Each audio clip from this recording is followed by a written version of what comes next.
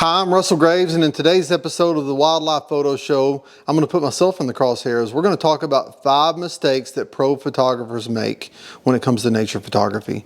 Again, I'm going to put myself in the crosshairs because I make these mistakes plenty of times. So stick with us all the way to the end. I've got a special surprise for you. In the meantime, welcome to the barn. Let's get this thing started.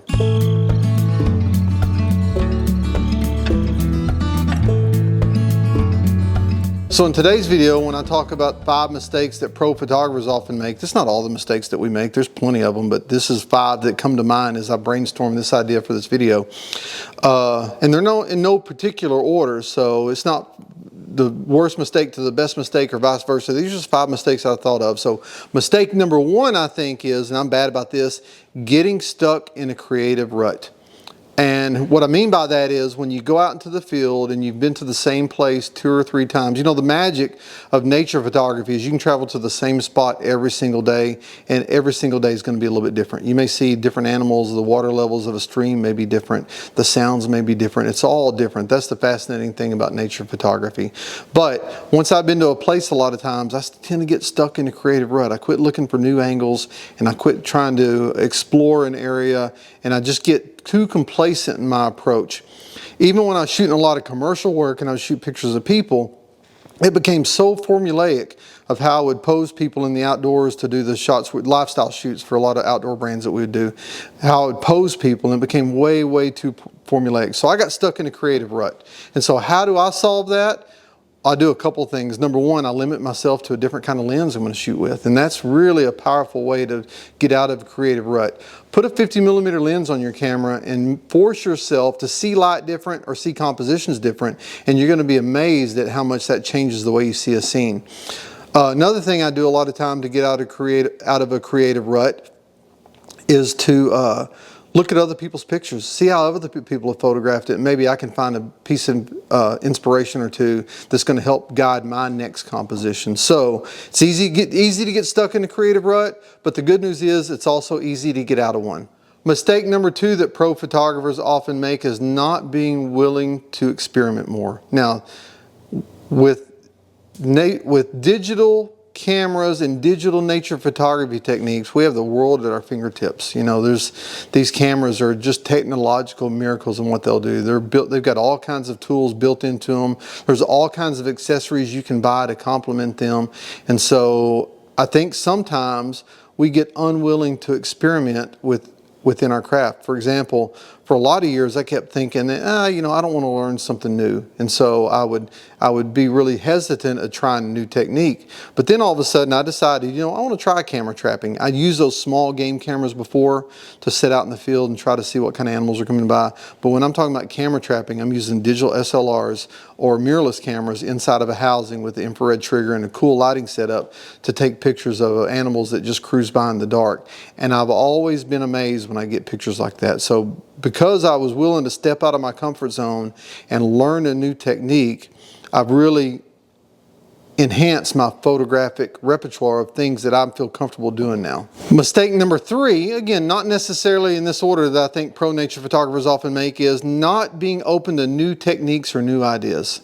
And look, I get it. You know, if you kind of reached a certain level, whatever you define professional photographer being, if you're making your living as a professional photographer or you've done really well at it, we all kind of get to a point where if it ain't broke, don't fix it. What's been working for us is work for us, and we might as well keep doing what we're doing. But I think sometimes that gets us stuck into a rut, and that rut makes us not open to new ideas or techniques. You know, I've mentioned it before, but one of the really neat things I like doing is going on these workshops that we do and learning from other people and seeing the techniques that other people use, because I also often pick up a nugget or two, whether it be a piece of gear, a new piece of gear I'm using, or whether it's something else that a technique about the way someone shoots slow water images or uses a graduated neutral density filter filter or uses a neutral density filter for slow water, and trying to adopt new techniques and not having my mind closed to thinking that the way I've been doing it is really the only way of doing it.